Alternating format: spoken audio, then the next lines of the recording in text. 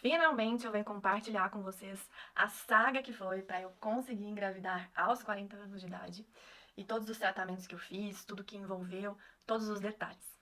A primeira coisa que as pessoas me perguntam muito: Nossa, por que você está sendo mãe tão tarde? Ser mãe, olha a polêmica, nunca foi um sonho na minha vida, nunca foi uma vontade, nunca foi algo que eu queria. Mas aí quando eu conheci o meu marido, o André, eu já tinha ali para 34 para 35 anos, a gente começou a conversar sobre isso em alguns momentos, porque ele tem muita vontade de ser pai. E quando você vai dividir a vida com alguém, você sabe que não dá pra olhar só pra você precisa começar a viver ali como um casal e entender uma dinâmica que seja boa para os dois.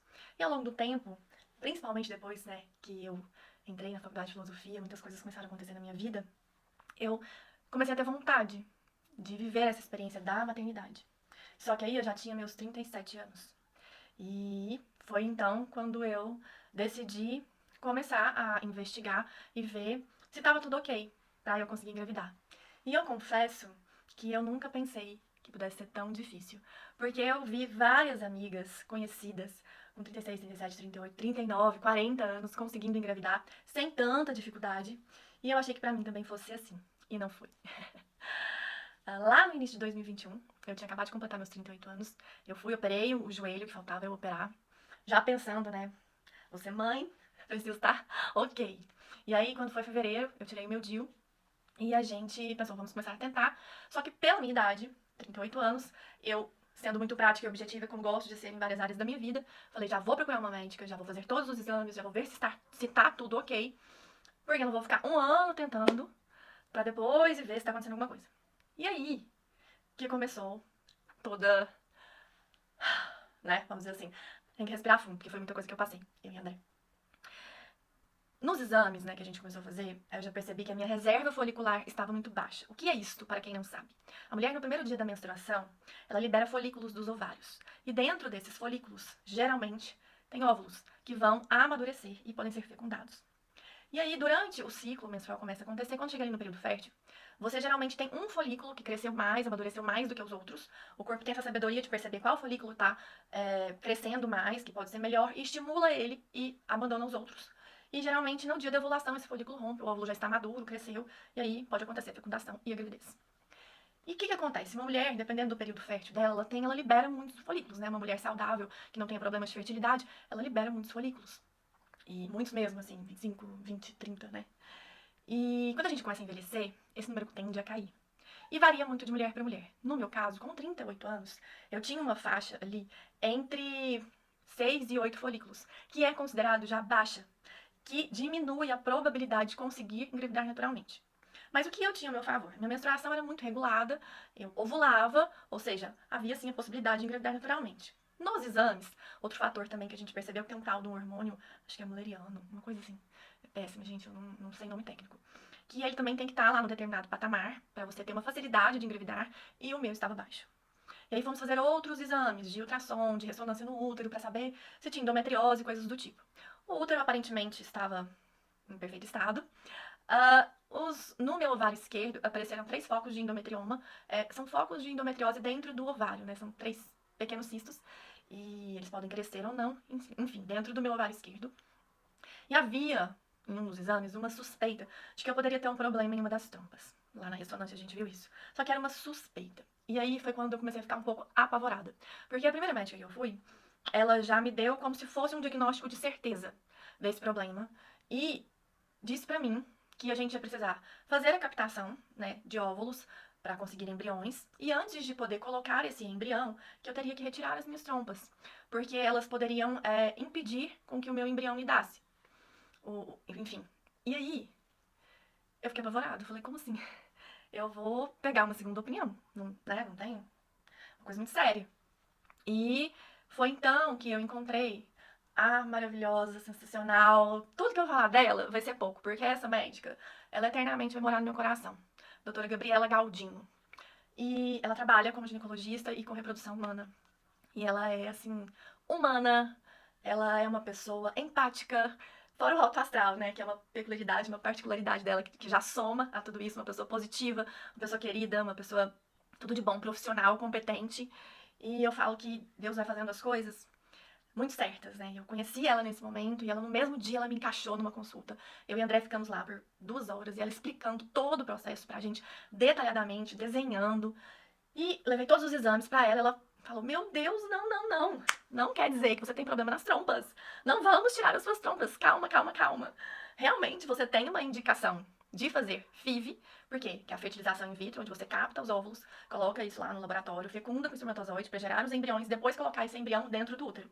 Por quê? Pela minha baixa reserva folicular, que poderia dificultar. E quanto mais velha eu ficasse, mais problemático poderia ser, porque os óvulos, eles vão envelhecendo junto com o nosso corpo. Não são, a mulher produz esses óvulos lá quando ela tá dentro da barriga da mãe ainda, sendo gerada, e nasce com elas e ela tem aquela reserva que vai envelhecendo com ela durante toda a vida. E isso é muito crítico. E aí a gente pensou, ok, então, quando a gente começar a estimulação hormonal com as injeções, a gente vai saber realmente se a sua trompa vai ter problema ou não. Se ela inchar, é porque realmente tem um problema. Mas se ela ficar normal, não tem nada. Foi só o período do seu ciclo menstrual que você fez o exame, poderia ter um líquido ali, alguma coisa pouca, que influenciou nesse resultado. Enfim, aí começamos. E essa saga toda, gente, de fazer exames, e refaz exame, e vai à médica, e encontra outra médica, tudo isso começou em abril de 2021. E aí eu encontrei com a doutora Gabriela em setembro de 21. E aí em novembro de 21 a gente começou a primeira estimulação com as injeções.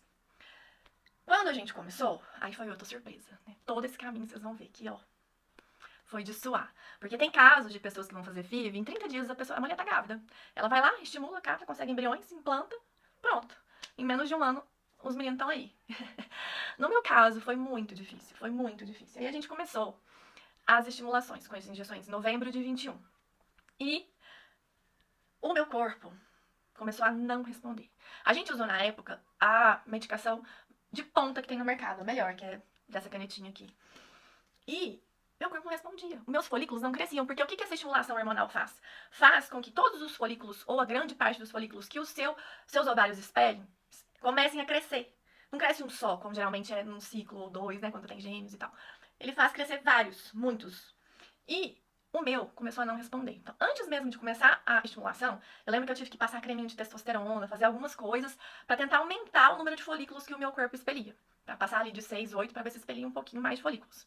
Então já foi um tempo. Quando eu comecei a usar a danada da injeção, gente, crescia 2 folículos. 3 folículos. Eu queria morrer. Tinha lá 8 pra crescer e não crescia. E aí a gente, com 6 dias, a gente interrompeu, porque essa medicação é uma medicação muito cara. A FIV é um tratamento muito dispendioso. E a gente não podia ir pra minha primeira captação correndo o risco de ter 1, 2 óvulos pra captar. Porque todo o processo, ele é muito cheio de perdas. Você espere um número X de folículos. Aí, quando você vai fazer a estimulação com a injeção, você não consegue que 100% deles cresçam, vai crescer em uma porcentagem menor que X. Aí quando você vai lá e capta esses folículos, não quer dizer que todos vão ter óvulos dentro, e mesmo os que tiverem óvulos, não quer dizer que todos estão maduros, e mesmo os que tiverem maduros, não quer dizer que todos são bons. Olha a loucura. Então você vai tendo perda, sei lá, às vezes você começa tendo 20 folículos, e no final você consegue 5 bons óvulos. Isso depende muito de mulher para mulher, de história para história. E aí eu tinha 8 folículos, com só 2 crescendo. Como que a gente ia pra captação, correndo o risco de não conseguir nada? Aí interrompemos. Aí, beleza, mas não vamos perder esse tratamento, vamos fazer o tal do namoro programado. Porque a gente fica lá vigiando, fazendo as ecografias pra ver que dia que vai ovular. Então ali eu tinha 2 folículos que podiam ovular. E aí você se programa pra, né, quando tiver acontecendo aquela ovulação, você namorar. E quem sabe essa gravidez acontece. Muitas mulheres conseguem engravidar com o namoro programado. Aí fizemos tudo certinho. Engravidei? Não engravidei. Aí já era dezembro de 21. Ah, não vamos começar a estimulação porque tem Natal, Ano Novo, muita coisa. Vamos tentar o namoro programado mais uma vez. Aí tem um comprimido, que é uma medicação que você pode tomar. É muito comum mulheres que têm gêmeos bivitelinos e tomarem essa medicação, porque você estimula. Tem mulher que pode crescer 5, 6, 7, 8, 9, 10 folículos, então você tem que ficar realmente vigiando com ecografias pra você garantir que você vai com um número de 2, 3 no máximo, pra fazer um namoro programado pra não acontecer uma gravidez de múltiplos. E aí, eu tomei o tal do comprimido novamente. Eram 2 folículos crescendo. Falei, meu Deus, que peleja. E 2 folículos crescendo, fizemos namoro programado e tal, nananã. Engravidei? Não, engravidei.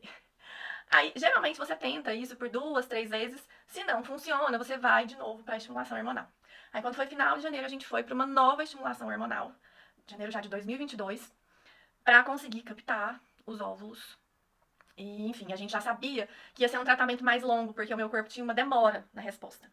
Então a gente começou com um protocolo, ela pensou em todo um protocolo diferente. Eu comecei tomando os comprimidos ali por 5 dias. No quarto dia, a gente começou a fazer uma combinação de injeções, né? Uma injeção que é mais mequetrefe, que a gente fala que é uma mais lá do início da tecnologia da FIV, com uma de ponta, porque tem mulher que só responde a essa mais mequetrefe, por incrível que pareça, depende do organismo. E a gente começou a combinar as duas. E aí, geralmente, se toma uns 10 dias dessas injeções e já vai para a captação. Eu fiquei por quase 16 dias tomando essas medicações, essas injeções na barriga, porque daí, lá pelo 10º dia, que eu fui ter um boom de crescimento dos meus folículos. Tinham novamente 3 crescendo, mas quando foi no 10º dia, tipo, vieram os retardatários e começaram a crescer. E havia uma expectativa, porque assim, o folículo, para você captar, ele tem que chegar no máximo a 22 milímetros. Se passar disso, você pode perder o tratamento inteiro, porque tem uma coisa lá que acontece que eu não sei exatamente o que é, mas você pode perder. Então tem que ficar vigiando o tamanho daquele que tá maior, porque eles não crescem exatamente iguais, o nosso corpo não é assim. E eu tinha que ter folículos, eu lembro que era de 14 milímetros, que já havia possibilidade de ter óvulos maduros, até 22. Eu lembro que a gente conseguiu, quando a gente foi pra primeira captação, você é sedada, né, porque vai colocar a sonda, as coisas lá pra puxar os folículos. E aí quando, os óvulos no caso, né, aí quando eu fui pra primeira captação, eu tinha 11 folículos. 11. E, no final das contas, a gente conseguiu dos 11 que tivessem 5 óvulos dentro. Aí você termina a captação, você fica, ai meu Deus, 5, nossa, eu fiquei super feliz. Uma pessoa que tinha perspectiva de ter 1, 2, eu fiquei super feliz. Aí falou assim, ó, daqui umas 3 horas, você vai ficar sabendo desses 5, quantos são bons. Aí a sua felicidade dura muito pouco no processo da FIV, entendeu? Você mal sorri, já vem a ansiedade. E aí, 3 horas depois, fico sabendo que dos 5, 3 eram bons. Beleza. Dos 3, temos 3 possibilidades. Aí no dia seguinte, eles colocam esses óvulos pra namorar os espermatozoides. Graças a Deus. Eu e a André, a gente tem muita compatibilidade, sei lá se é isso, o que é. Mas sempre, todas as vezes, os espermatozoides deles namoraram meus óvulos. Sempre eu match, total. Era a única parte que eu acho que eu não me preocupava. Porque muitas vezes acontece do óvulo não deixar o espermatozoide, não aceitar aquele espermatozoide. Aí o espermatozoide fica nadando em volta do óvulo ali e não entra, a gente não vê como, é desesperador. É desesperador. Mas enfim. Aí deu certo. Conseguimos 3 semanas. Ainda tem que esperar até o 5º dia. No meu caso, havia uma recomendação para que a gente fizesse a biópsia dos embriões pela minha idade, pela idade do meu marido. E para evitar que eu ficasse passando por processos de perdas e abortos, que é muito traumático. Todo o meu processo já era muito difícil. E aí a gente tem que esperar até o 5º dia para ver se o tal do negócio lá, do óvulo com o espermatozoide, vai se tornar um blastocisto. Aí, simplesmente, dos 3, um virou blastocisto. Aí meu coração já ficou assim, né? Nossa, meu Deus do céu. Aí quando foi pra biópsia e voltou o resultado, 15 dias depois, eu fiquei mais tranquila porque era um embrião bom que a gente tinha. E aquele embrião, naquela época, se tornou tudo pra mim. E eu lembro que daí já era fevereiro, final de fevereiro, e depois de tantos hormônios, a minha menstruação bagunçou. Ela não descia pra gente poder iniciar a implantação. E eu comecei a ficar agoniada. Eu lembro que demorou uns 60 dias pra descer minha menstruação. E aí, quando ela desceu, se eu fosse fazer a implantação naquela data, o meu neném ia nascer, provavelmente, entre o Natal e o Réveillon. E aquilo foi uma questão pessoal que apertou tanto meu coração, porque eu nasci no Réveillon, né, no dia 1 do 1. Eu já me acostumei com isso, mas eu não acho tão... Hoje até tudo bem, mas eu não acho tão legal assim, sabe? Eu acho uma época difícil, ainda mais quando a gente é criança, que você quer fazer festa, você tá com as pessoas, mas tá todo mundo viajando. Eu falei, eu não quero que meu filho passe pelo que eu passei. Vamos esperar mais um mês, aí a gente coloca. Beleza. Aí esperamos mais um mês. E aí, quando a gente foi começar, você vai lá fazer uma ecografia pra ver se tá tudo bem, você pode começar. Tinha um folículo ativo no dia que eu menstruei, tipo um folículo grandão do ciclo anterior ativo. Aí você não pode fazer, porque esse folículo, ele vai expelir, eu não sei se é hormônio, o que é, que não deixa o embrião vingar. Então tinha que esperar o ciclo do mês seguinte. Aí mais um mês. Aí chega maio.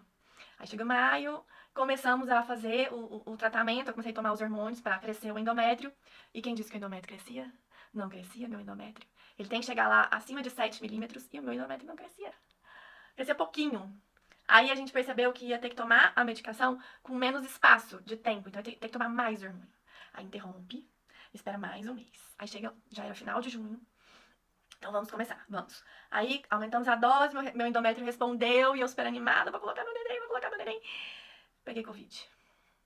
Peguei Covid, gente, teve um surto de Covid lá na balística. E eu morrendo de medo. E aí, não deu outra. Peguei Covid 6 dias antes da implantação. Aí, para tudo, né?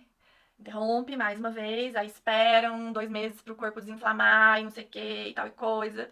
E nesse meio tempo, a minha doutora maravilhosa, a doutora Gabi, ficou grávida. E a neném dela ia nascer no início, final de setembro. Então, quando eu estaria pronta para poder começar novo tratamento de implantação. E aí ela foi muito querida na época, falou: eu sei o que tá sendo para você conseguir colocar esse embrião, porque parece que tudo acontece que não vai. Mas se você quiser colocar com outro médico, fica à vontade, eu posso te indicar um profissional e tal. E aí eu falei: não quero, já tô até aqui com você, já demorou tanto tempo. E ela, muito maravilhosa, voltou assim, menos de 60 dias pra me atender. E uma outra paciente também tava na mesma situação. E falei: vou esperar você. Não, não tem condição de eu voltar com outra pessoa. E aí, isso foi outubro, novembro, final de novembro, começamos a tratar meu endométrio para colocar o embrião que eu tinha conseguido lá em fevereiro. Aí, colocamos o embrião, o endométrio cresceu, tava bonitão, embrião saudável. E eu já chamava Joaquim, eu falava: meu Joaquim, meu Joaquim. Eu nem sabia se era homem ou se era mulher, eu já chamava meu filho. Porque eu decidi os nomes lá em 2021, junto com meu marido. E quando, 12 dias depois, eu fiz o teste de gravidez e deu negativo, eu fiquei muito mal, gente. Eu fiquei muito mal, eu chorei, mas eu chorei tanto. Porque assim, o André também ficou péssimo. A gente tava nesse processo que começou lá em abril de 21 e já era dezembro de 22. E nesse meio tempo todo, eu não engravidei naturalmente nenhuma vez. Era uma época que o André ainda tava morando em Belo Horizonte a trabalho e eu aqui em Brasília. A gente vivia de ponte aérea. Era muito difícil às vezes. E assim, eu fiquei arrasada, porque eu tinha um embrião. E eu sabia o tanto que tinha sido difícil para conseguir esse um embrião. E eu pensei: meu Deus, agora eu já vou fazer 39 anos, será que eu vou conseguir mais embriões?